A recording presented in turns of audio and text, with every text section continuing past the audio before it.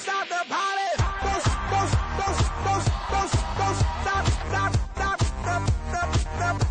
Don't stop the party.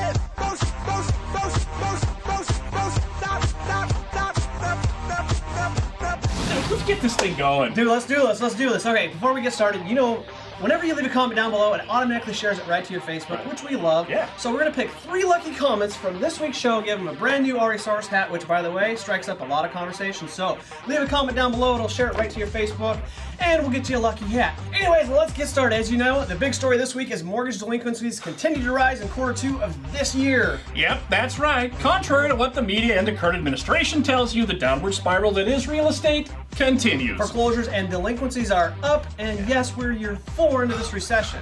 12.87 to be exact, which is, by the way, three times the normal limit. Well, if you've watched the RE Source for any amount of time, you'd know that, well, we warned of this. Yep. We talked several months ago about the current recovery we are enjoying was indeed smoke and mirrors, and the real numbers would eventually come out, and now they have. And being right never felt so wrong. Yeah. Anyway, so how bad is it? Well, let's take a look at this pretty little graph. And before we show it, guess which state leads the way? If you said Alaska, you're absolutely wrong, and now we're all dumber for hearing it. Sorry, had to work in an Adam Sandler quote there. Anyways, Alaska's dead last, and yet you guessed it, Florida is at the top of the list by a long shot. So take a look and see where your state falls. See, our state, Washington, doesn't look too bad. Nope. We're about the middle of the pack. But if you look at the rest of the graph, which is foreclosures yet to come, we actually are more on the bad side of things. Yeah. To me, that says things may get worse before they get better, and trust me, I'm so over hearing that statement. doubt. I hate it, but it looks like it may be true for us. Take a look at your state, and you can see what's in store for you. Are you on the path to recovery, or on the path to, well, you get the point. So Look, we hate to be the bearers of bad news, but it is what it is. We figure we'd give it to you straight rather than tell you the lie that everything's okay, don't panic. Yeah. We figure you've had enough of that from the current powers that be. So let's see some pretty powerful people and organizations eat some crow, because I'm sick of their empty forecasts on how we're going to be better in just a few months. You know, so am I. Check this out. Wells Fargo came out this week with a revision to their own personal market forecast, and they said, we were wrong about growth, and we are now downgrading how much the U.S. economy will grow. Yeah, and the always honest and upfront Goldman Sachs said in the light of downward shift of data this week, we too are cutting our second half growth forecast further. Thanks, Captain Obvious. You're welcome. An economist at J.P. Morgan on Friday further, meaning again, cut estimates for U.S. economic growth and warned that recession risks were clearly elevated. Yeah. Again, it's nice to be right and to have what we've said all along be validated, but it's empty because it doesn't really help anything. Yeah. Look, we said it before. You can't will or wish a recovery to happen, and the little recovery we've seen is smoke and mirrors, and as evidenced by all the new economic reports. You know the big 3: unemployment, GDP, and foreclosures? Yeah, those guys? Well, it's not looking so good. Look, the U.S. economy is sick. It's like this. When you head to the doctor and he takes your temperature and it's 105, the doctor's not going to let you go home. Something's wrong with you. It's the same thing in our economy, but gold is a thermometer, and when gold continues to rise every day, it's an indication that we are sick as an economy.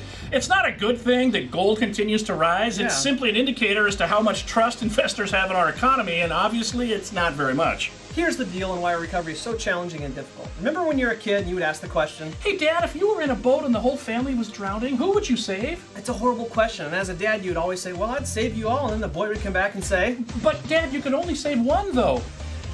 And then you would just quickly change the subject and move on. Yeah, well, that's our current situation. The government is in the boat and they can only save one person. Except in this analogy, the people drowning are unemployment, foreclosure, the dollar, and the GDP. Which one would you save? Here's the thing, there actually is an answer to this riddle. See, we already tried to address unemployment. Yeah, they tried to create jobs, and well, that didn't work. And we all know that we can't wish or will for the dollar or the GDP to get stronger and grow. Yeah, heck, I mean, there's too many uncontrollable variables. So that leaves foreclosures. And yes, you can save foreclosures. So the answer by process of elimination is you start with foreclosures. How? Well, strange thing, and you cannot make this stuff up. As we sit to write this show, this just came over the internet wire.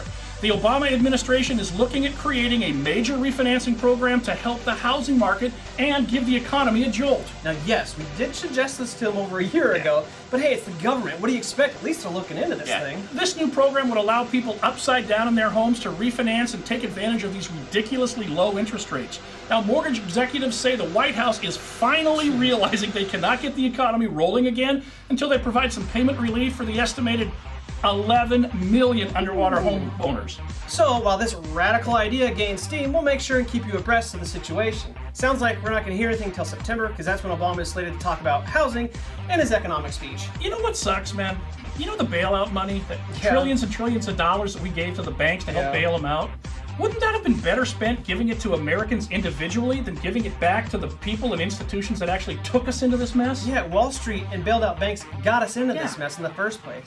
That's like rewarding a bankruptcy client with a bunch of money. Yeah. Sir, we know you can't manage your own money very well, as evidenced by your current bankruptcy, but here's $100,000 to get you out of trouble. What do you think's gonna happen? They've already proven that they can't manage their own money, Right. and then we go and hand them a bunch of taxpayer money. Good call. Anyways, sorry for our little rant, but this stuff is really aggravating. Yeah. Well, we'll let you know as soon as we do hear anything on the new refi program. And make sure you share today's show with your friends and family. It may just be that little glimmer of hope they've been looking for. Now, we don't know if they're going to get it right this time. We hope they do. Anyways, leave a comment down below, because 3 lucky winners are going to get an Ari Source hat, which is very, very cool. Yeah. And it's a pretty good show, so share it. We'll see you next week. I'm Ryan Hills. And I'm Gary the Hawk Hawkinson. Subscribe, forward, comment, dance, have a good time. We'll see you next week. Peace.